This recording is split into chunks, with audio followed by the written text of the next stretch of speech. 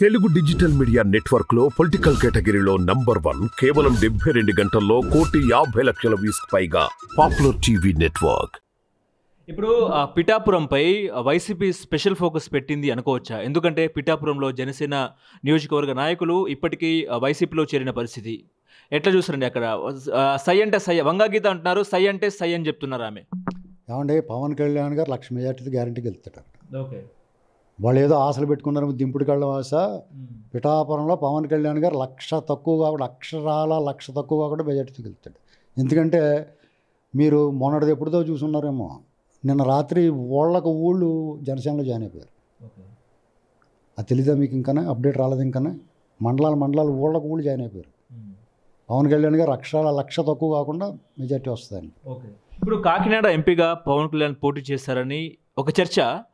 ఎట్లా చూస్తారా? నిజమే అంటారా? ఇప్పుడు ఆ సందిగ్ధత ఉంది, అవకాశం కూడా ఉంది.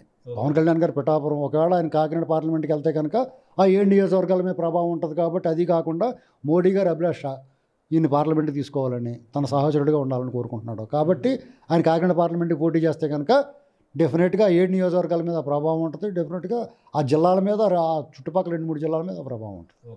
ఇప్పుడు ఆ జనసేనలోకి వంగవీటి రాధా వస్తారనే వార్తలు సోషల్ మీడియాలో, మెయిన్ స్ట్రీమ్ మీడియాలో చక్కలు కొడుతున్న పరిస్థితి.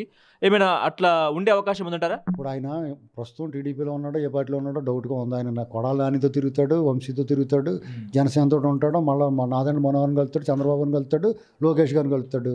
ఆయనే స్పష్టత ఇవ్వాల్సింది, మనం ఏం చెప్తాం? ఓకే,